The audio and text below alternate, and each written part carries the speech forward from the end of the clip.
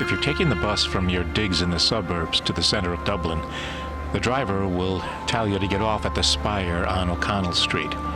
You can't miss it. Jeez, it's 120 meters high. That's about 390 feet to you and me. And here it is, the Millennium Spire, built in 2002, just across the street from the General Post Office, whose bullet holes from the Easter Rising of 1916 you can still see. It was here that the Irish rose up yet again against the British in their fight for freedom. And here is where they made it stick. Ireland as a free country began here on Easter Monday, 1916. But like most historical facts, it's never that simple. Okay, enough history for a while.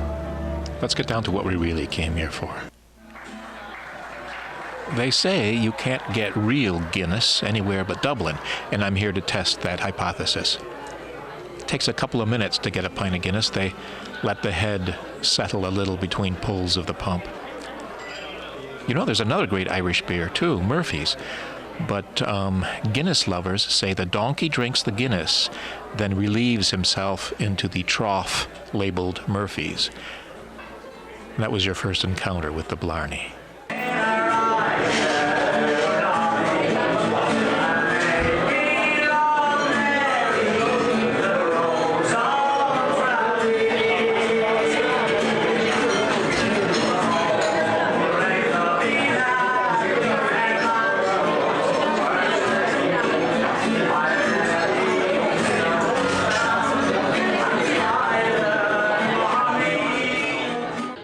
After half a glass of this stuff, thoughts mellow, the rain softens to merely a mist in this strange little island, for so long lost in its past, then suddenly yanked into the 21st century. This second world country now has one foot firmly planted in the future. Ireland is slowly lifting itself out of the murky peat of its past. Pint number 1, locked and loaded, sir. And here's the outside of the pub, the Temple Bar. Classic Irish pub, very touristy but satisfying nonetheless. There he is, William Temple, after whom the bar is named. Let's see if I can get a closer track shot in here for you. This hip little area is also called Temple Bar. Meet me at the Temple Bar in Temple Bar, a place within a place name. Halfpenny Bridge, named for the old halfpenny toll to cross it in 1816. Trams. This place has got trams. Too cool. So European. This place has got quite a few surprises. It was founded by the Vikings, for crying out loud. The Vikings founded this town in the 8th century AD. Called it Dublin, the Black Pool. What's that noise?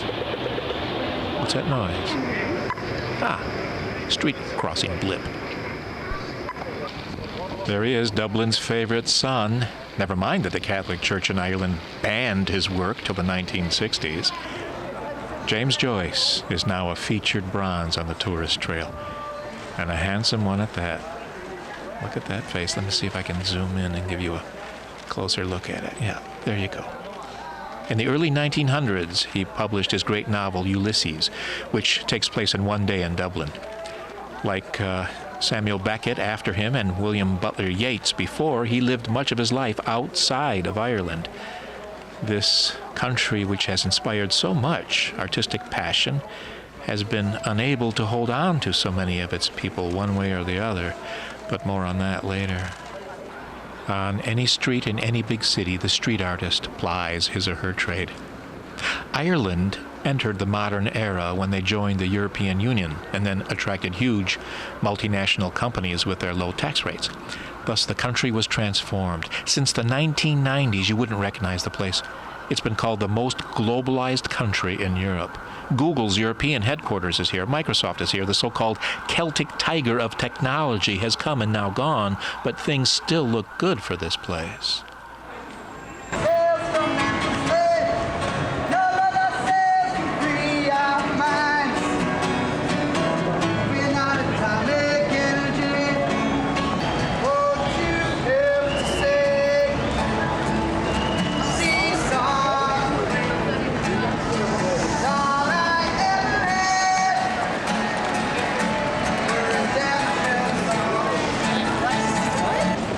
Just can't be denied how much these folks have changed this country. Here's a shop for all things Polish to service the huge number of Poles working and living here. Every shop, every hotel and restaurant is staffed with Eastern European young people, taking advantage of the relaxed European Union immigration law. This influx of foreign workers has changed the very social fabric of Ireland. And this looks pretty tasty if I know my kapusta and kielbasa.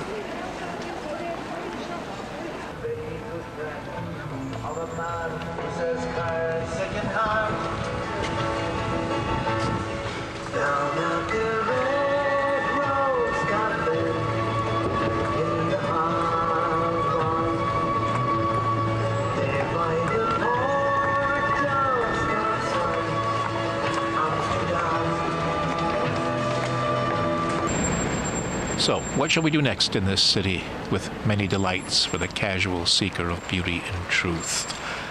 Let's see.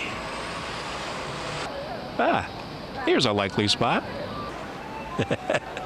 Hard to avoid great pubs in Dublin. I'll tilt down to street level. Do my neck a favor.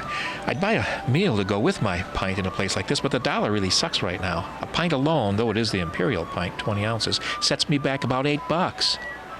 That guy is too cool. Let's peek in for a quick look.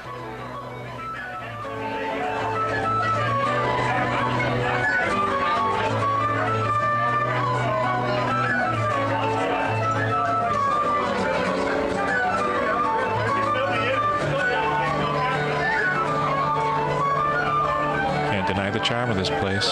Even that august British publication, The Economist, called Ireland the best in the world for quality of life a few years ago, in 2004 anyway. Well, this guy's name must be Stashu or something like that, no doubt. Eastern Europeans work hard in a country that must seem to them to be on the very edge of civilization, far in the west, on an island surrounded by the dark gray Atlantic. Trinity College. Now back home, you can get an advanced degree from a university that exists only in cyberspace, but this huge pile of nicely arranged brick and stone is only a college? Founded by Elizabeth I in 1592. Now don't forget, all you under 30-year-olds, England used to own this country long before they danced the colonial rag in the rest of the big wide world. And when the Irish finally won their independence, they were left with all these great buildings as a consolation prize. Inner courtyard now, called Parliament Square. We could go see the Book of Kells, richly decorated Bibles from the Irish monks from around 800 AD. Nah, Google it. Typical suburban homes, clean and tidy.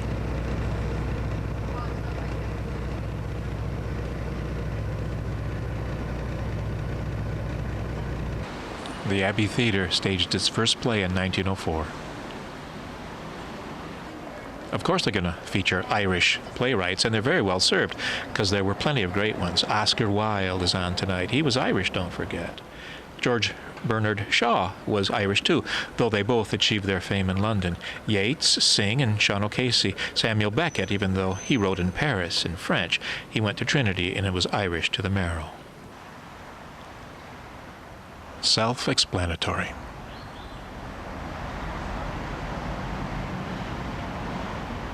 But get this, the Norman invader Strongbow commissioned this cathedral in 1172, though this Bridge of Sighs replica is from the 1870s.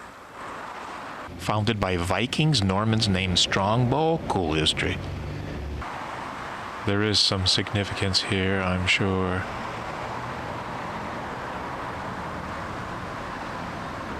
There is some significance here, I'm sure. Oh, of course, the Polish Weekend School. And in some communities, their own priests come from Poland to minister the community. Insert your own joke about Irish builders now.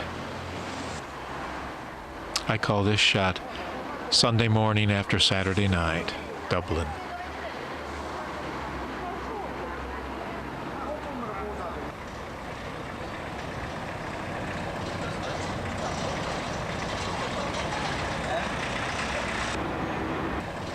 Ah, yes, here it is, the pot of ale at the end of the rainbow, the Guinness Storehouse. many pints are in there? I have no idea, but pass me a straw. Okay, back in Temple Bar, and I need a drink. All this talk of Guinness has made me thirsty again. Time for a montage, I think. Maestro, if you please.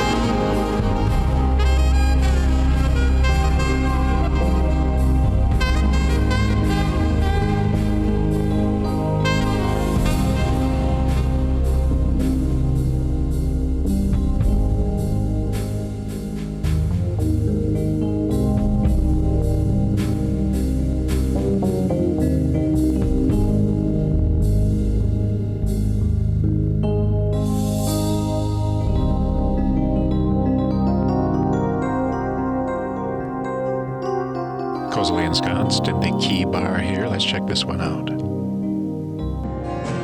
Trying to keep an eye on you, and I don't know if I can do it. Oh no, I've said too much. I haven't said enough. I thought that I heard you laughing. I thought that I heard you sing. I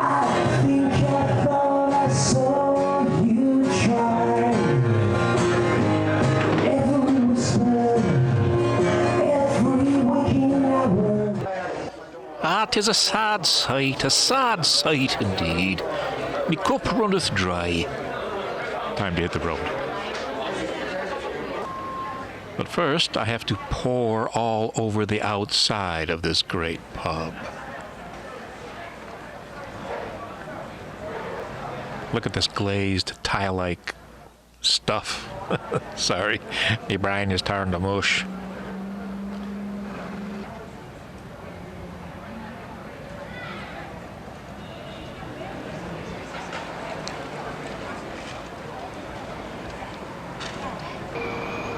O'Connell Street again, and we are admonished to walk it off. Whatever you got, just walk it off. Now might be a good time for a little stroll. How about you and me taking an amble up O'Connell Street? Because there's something we got to do. You can't come to Ireland without a little treatise on the history of this place. Because what Ireland is today, it sure wasn't in the past. Am I making sense? It's the Guinness anyway. Anyway, here's a brief, brutally simple history of the Emerald Isle in a mere couple of minutes. Whoa, watch that. Watch it. Guy's jumping all over. Okay. Around 8,000 BC, a wave of hunters came over from Scotland, which fact would be fraught with auspicious irony given Northern Ireland's recent history, except that at the time it wasn't even close to being Scotland at all. Yet, maybe I need some coffee. Okay, keep going. The Celts came next, sometime in the first millennium BC. These are the people we know as Irish, the Celts. They came from Normandy originally. The Celts also settled in Scotland. Then why, you may ask, did the Celts from Normandy and the Celts from Scotland cause such trouble for the Celts in Ireland over the centuries? Family values, I guess. Anyway, jump to the next millennium, around 700 AD. The Vikings terrorized Ireland.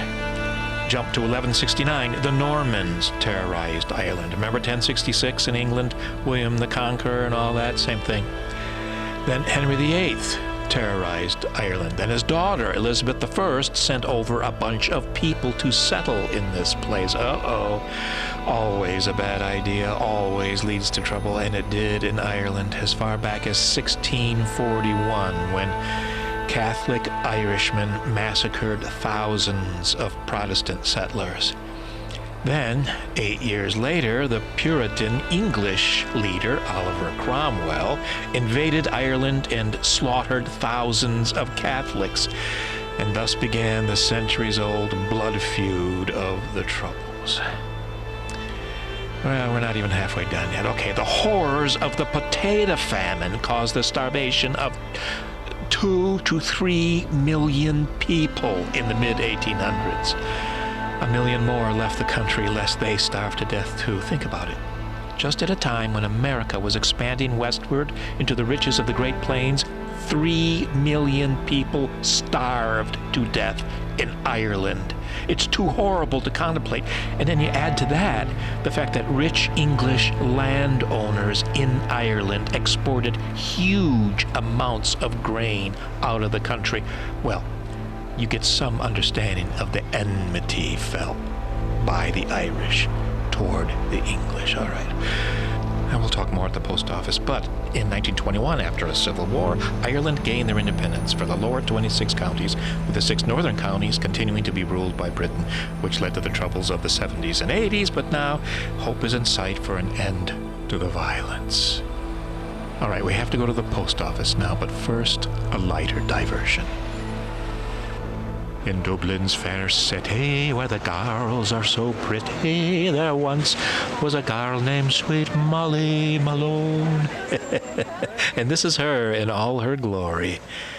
The Tart with the Cart, she was called. And this bronze cast is a tribute to all those street vendors who hawked their wares in the past. But Molly, Sweet Molly Malone, had some wares beyond compare.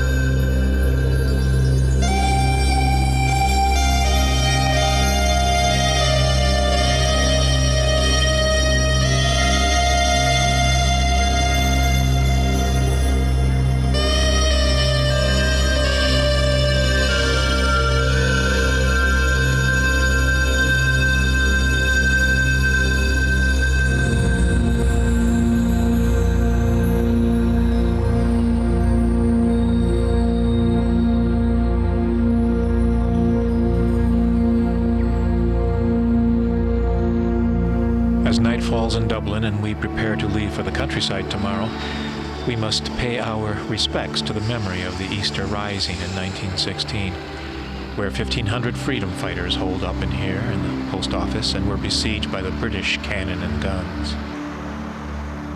They were forced to surrender after 6 days, and the bullet holes still here are ample proof of the battle they fought.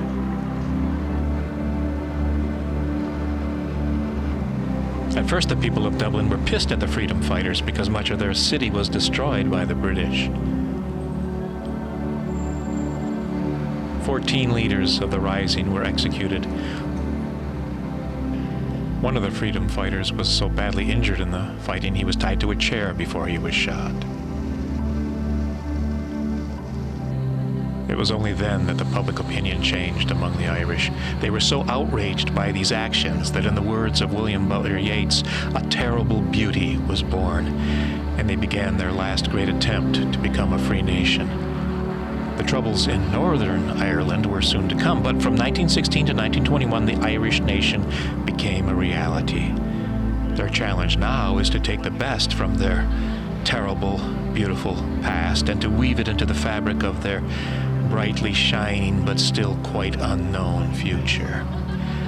Well, I got through Dublin and only quoted Yeats once.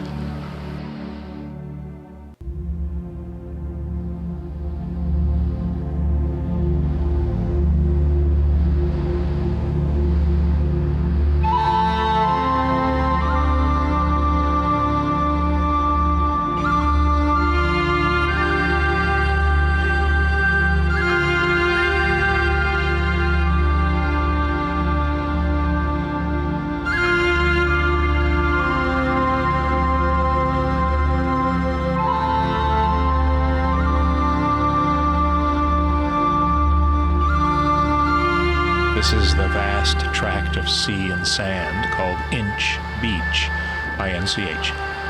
We're on the west coast of Ireland now, and that's the North Atlantic licking the shore.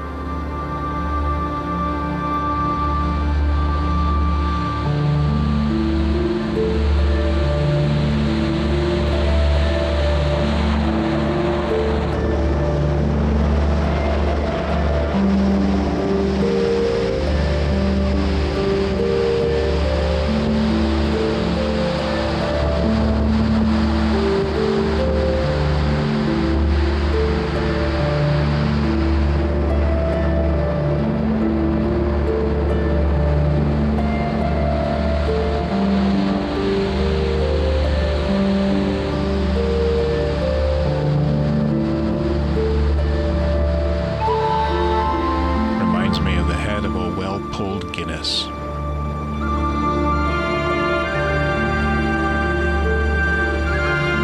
No drinking today, though. Because today we're going to drive the 100 miles of the Dingle Peninsula.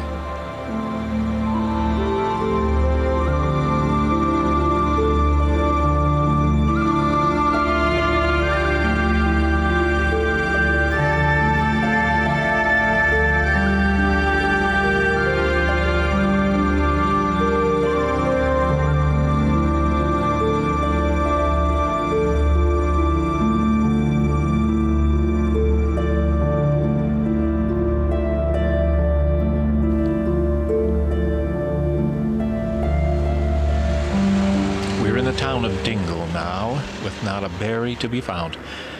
Out of season, I guess. I'll try another shop, maybe they'll have some. But in the meantime, let's check out the modest but quaint feel of this place. Uh-oh, I smell lunch. Let's see, since a pub meal will cost $35, I think I'll try one of these. Fish, maybe? Maybe. Or let's see what we have here. The dog hole. What'll it be?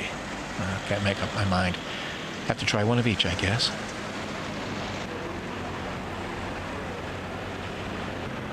Yes, there are adolescent boys in this town. Another shop. I'll try there for my dingleberries. But first, check out this post pillar. I'll pan to the right for you there. Used to be red, I'll bet. What'd the British ever do for us? Painted green around about 1921, I'd guess.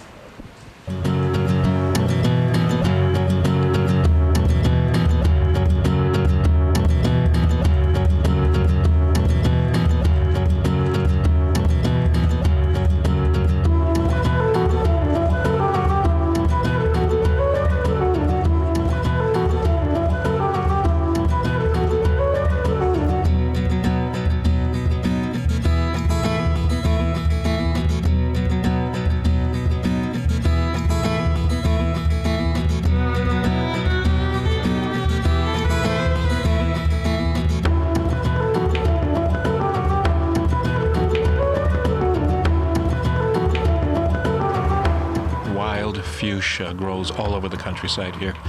This bunch is here just by the side of the road. Can you stand it? Well, these aren't very bad either.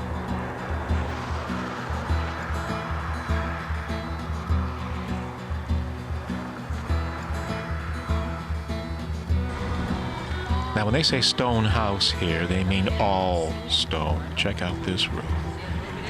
I'll zoom in for a closer shot there. Now, this is an upturned Irish boat called a curragh, canvas covered with tar. You've seen them in every shot of the Irish coastline. See if I can get a track going for you here. Listen to this.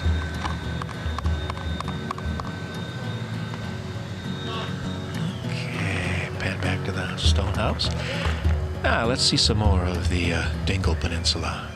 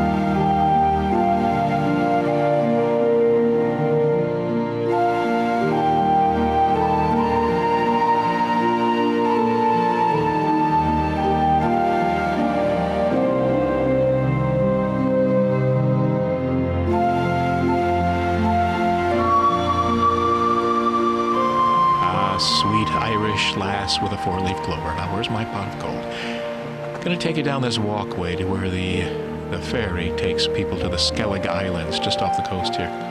This is a great walk. Had to show it to you because it reveals West Ireland's dirty little secret, the North Atlantic mist, which even on a day like today with no rain will sprinkle your skin with a gentle spritz of mist just the other side of high humidity.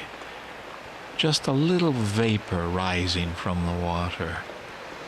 And even inland on a day like this, you can't see the forest for the sea. But look at this. Is this cool or what? Speaking of Irish mist, did you know that the Irish invented whiskey? Sounds like a trick pub question, yes? But no, Irish monks in the 6th century AD, no less, learned the distillation process from their travels in the Middle East. What they were distilling in the Middle East, I couldn't guess. Perfume, water. Anyway, these monks being Irish thought they could put the process to much better use and invented whiskey. Now, American whiskey is distilled once. Scotch single malt whiskey is distilled twice. And Irish whiskey 3 times, making for a smooth experience. Unless you're drinking the home brew, Pachine, and then it's as smooth as Drano. But lift your glass and say sláinte, no matter what it is. Sláinte, Irish monks. Thanks for giving whiskey to the world. The place where I am lying, and kneel and say an Ave there for me.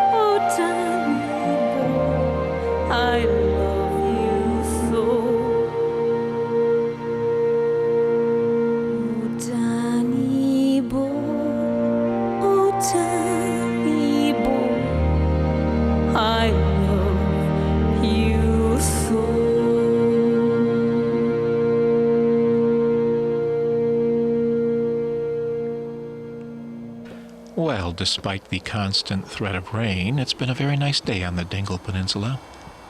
Getting a feel for this place now.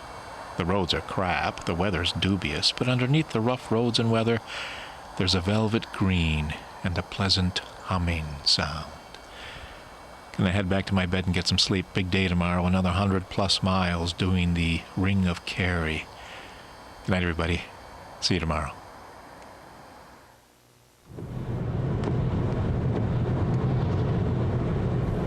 Well, today's the day we drive the Ring of Kerry.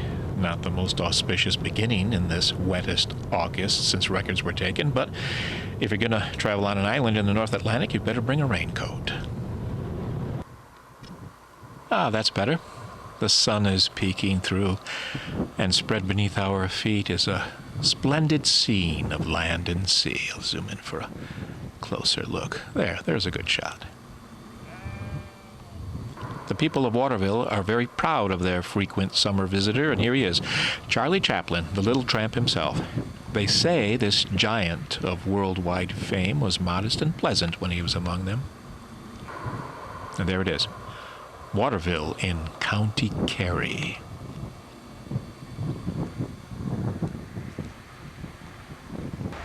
I gotta go.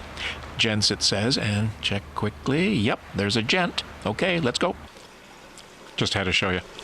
This has got to be one of the best situated pissoirs in the Western world. The rain in your face, the wind in your hair. Let's see if I can get a better angle. Okay. Now that's what I like about the great outdoors. It's one big toilet.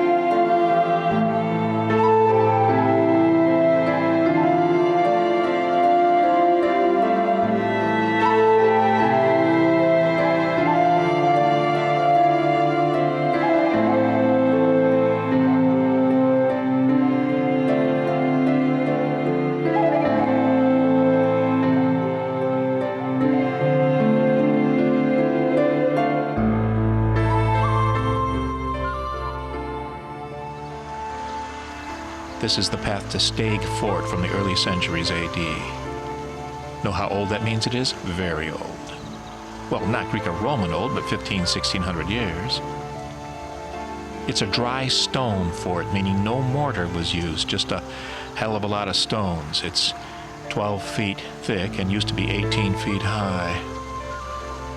A rich man lived here with his family and servants. There were houses as such, maybe tents and pens for the animals. Look at this stone. Meticulously piled, rock solid, with steps leading to the top ramparts.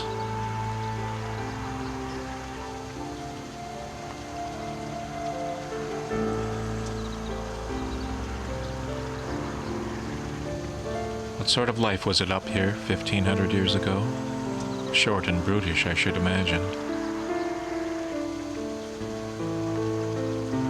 Or maybe not. Maybe they had lives of purposeful calm, each day a carefully constructed but easily managed deal with nature, a deal for survival, with just 12-foot thick walls for protection from the neighbors. Very evocative up here today. Not a soul around, just us and this man-made skeleton from the past. Sign says, "Welcome to Sneem." Well, we'll be the judge of that.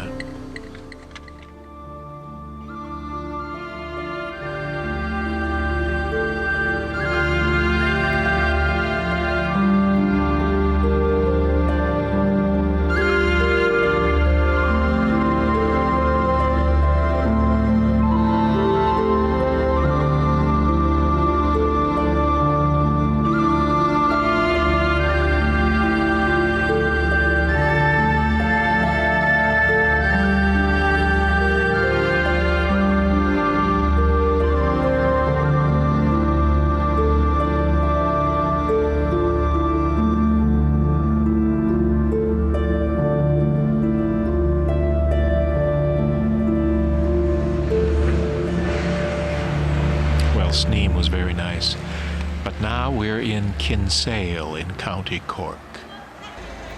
Old shop, old Ireland. Potatoes and peat for sale.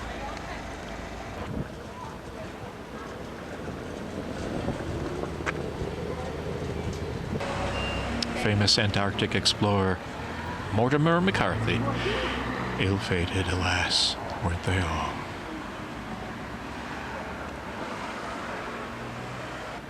But check this out. Either the sculptor was fastidiously accurate or had a bone to pick with the ample-eared Mortimer. I gotta go. But fur? What's fur? And there's no stick figure or pants or a skirt. Oh, God. I gotta take a chance. I think this is it. Hope nobody's in here. Ah,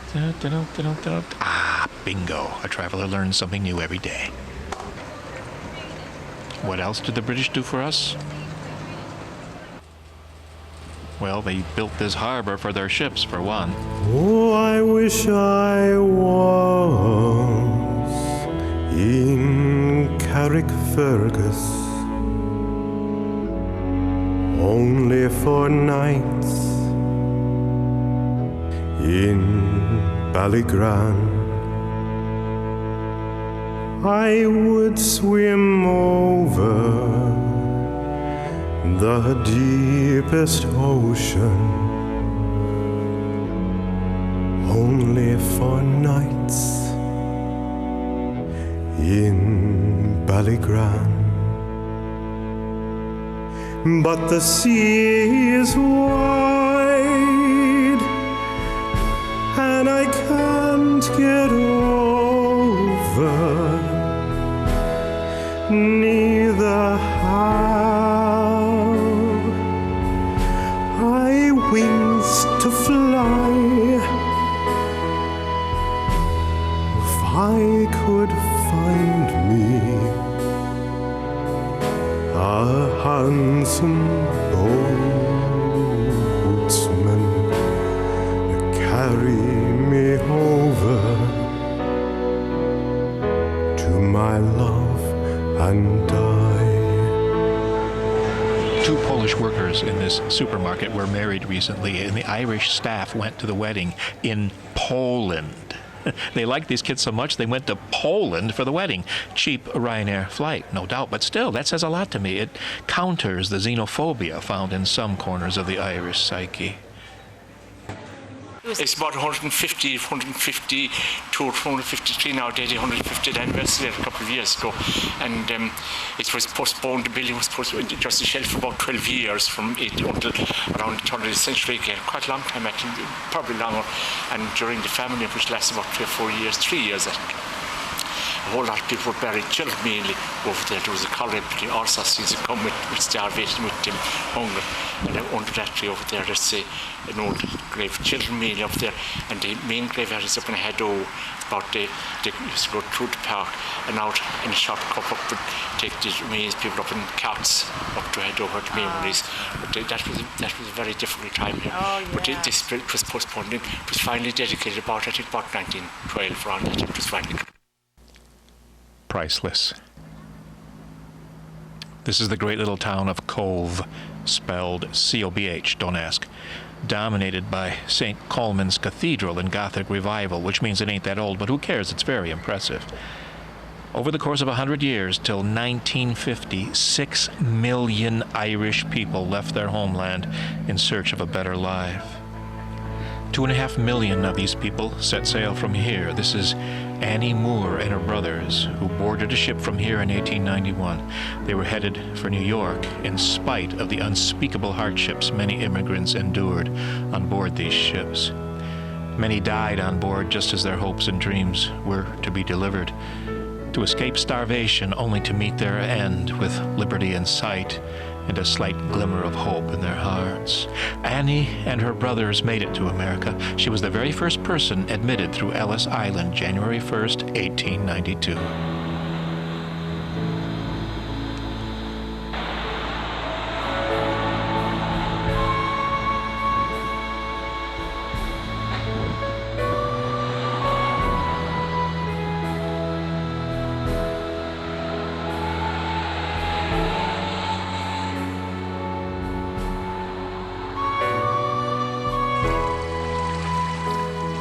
In America, we always heard that Australia was settled by convicts and criminals.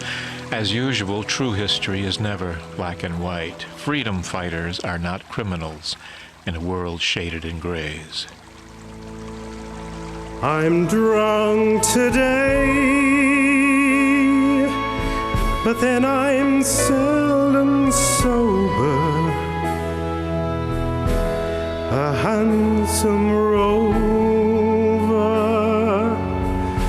from town to town, but I am old now. Those days are over. Come, all you young lads, and lay me down. But I'll spend my days in endless roaming. Soft is the grass, my bed is free. I'll to be back now in Carrickfergus, on that long road down to the sea.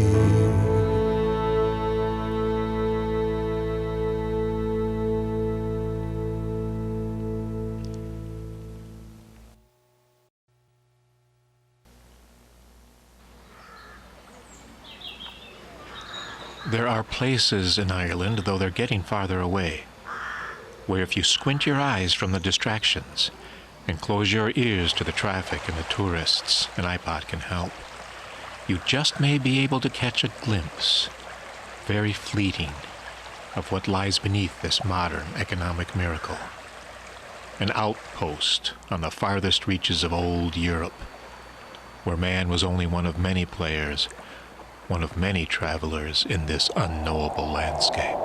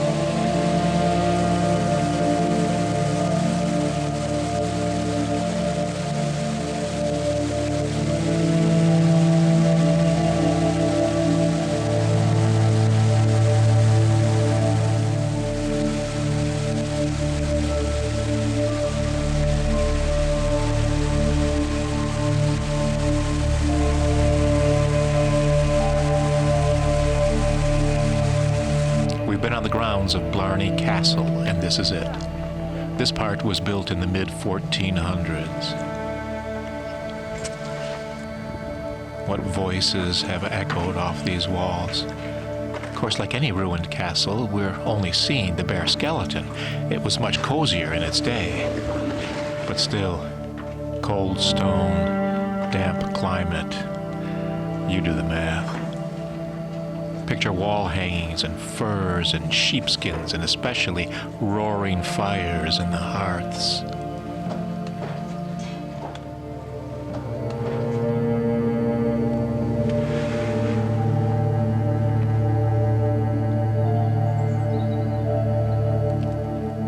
Well, 127 steps later, and we're at the top of what's left of the keep of Blarney Castle, looking down through now invisible floors, through vanished lives and times. Uh-oh, he's going to kiss the Blarney stone.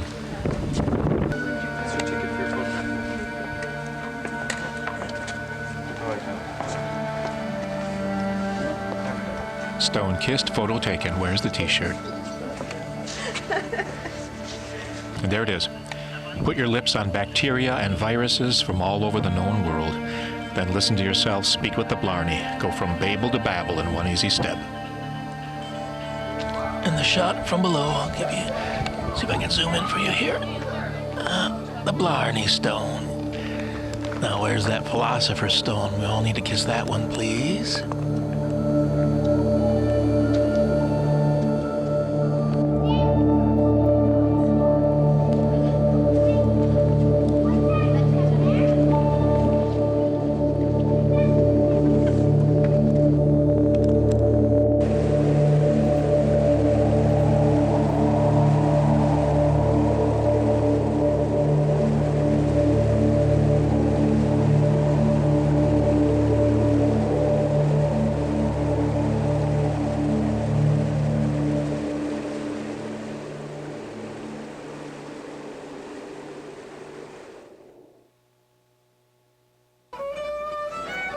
We're in the fine, fair city of Galway. Only one thing for it. You guessed it. Galway is a university town with plenty of placard-holding Eastern Europeans, too.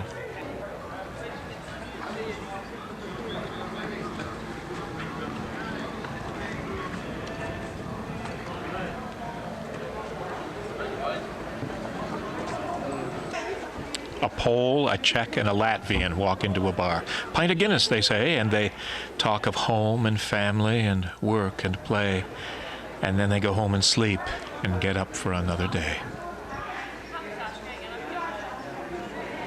I kind of like a bit of a wino, you know, stateside you call me a wino or a hobo or whatever. No, you're no hobo. You don't ride the rails. Oh, trust me, I jumped on them all over England. Yeah.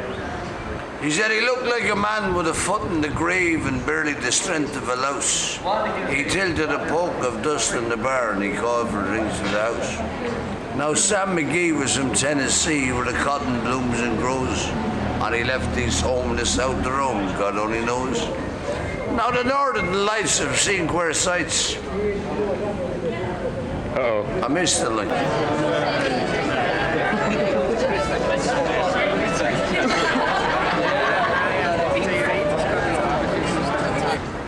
Stay until the hasting days run.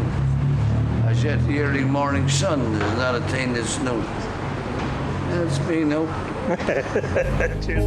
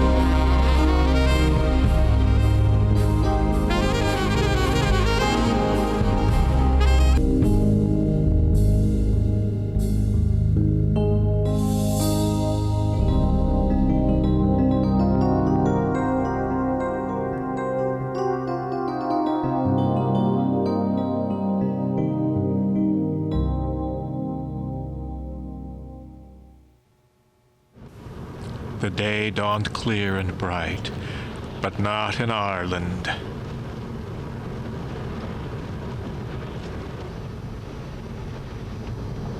Okay, that's a little better. We're in the area called the Burren, and that huge hill of stone over there, I'll zoom in for you. This huge limestone dome is part of a vast plateau in northwest County Clare. Uh-oh, just spotted some old Ireland behind that tidy house. Getting harder to find these days. And there you go. Gee, I wonder where they got all the stone for these walls.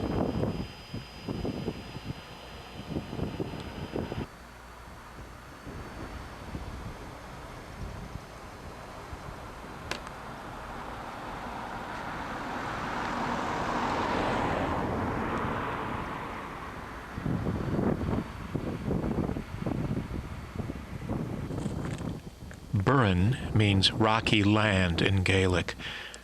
Let's see if I can get a closer view for you. If I can scooch down a little bit here. You can see how wind and rain have carved and smoothed this soft stone over the centuries. And we're very fortunate because at this time of year, August, September, the heather is in full bloom.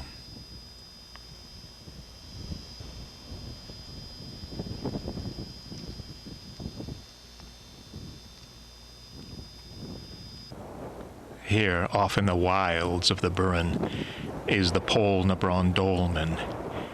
It's a portal tomb. The stones marking this tomb were set up around 2000 BC. It's a 4,000-year-old balancing act. Here's a recreation of the people of the time. They weren't cavemen. They lived in an advanced culture socially and technologically. Relatively. This is old country, older than the hills, older than the Vikings and Catholics and Protestants, older even than the Celts.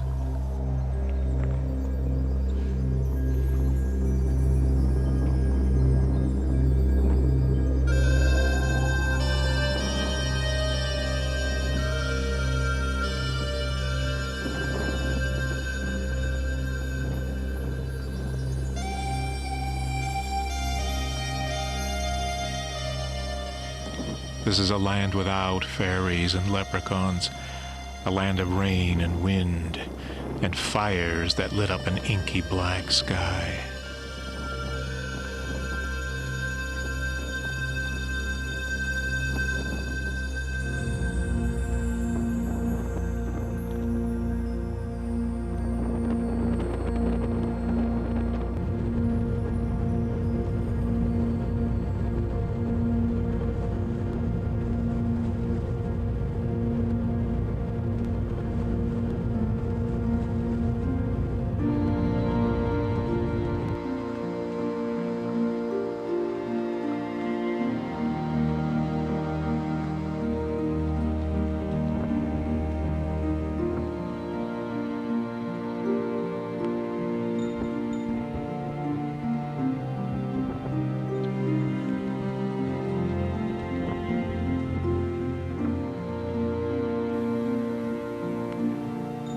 What's wrong with this stone wall?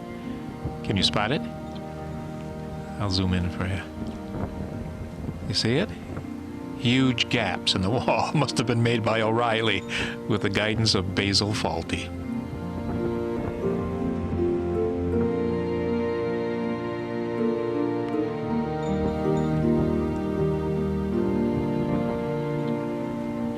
Big sky with vast views means you can actually see the rain falling from the heavens.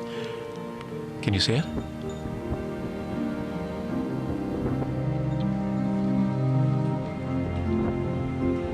At last, the best shot of old, not ancient Ireland. Typical. Classic.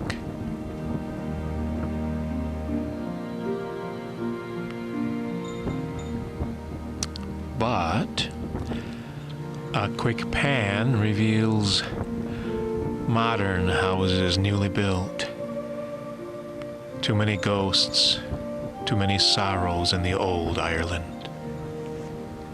Do Irish dogs dream of electric sheep, or car rides with the windows down? Or do they dream of the old Ireland, and the smell of peat and potatoes, and the taste of lapped-up Guinness on the barroom floor, and fairies and green-clad Blarney talkers with pots of gold? The cliffs of Moher at the edge of the Burren, at the edge of Ireland, at the edge of Europe. We're at the end of our week in Ireland, chewed up a lot of scenery. This is a country of great paradox. We love Ireland because we know it as it used to be, though what it is now is equal to our sentiment. Ireland was saved from oppression by the faith of its people and its church, though it was this very church that later held it back from progress and change. No kidding. Men forged a republic out of centuries of struggle, but women, feminist, free-thinking women, wrenched their country from the grip of a religion stuck in the Middle Ages.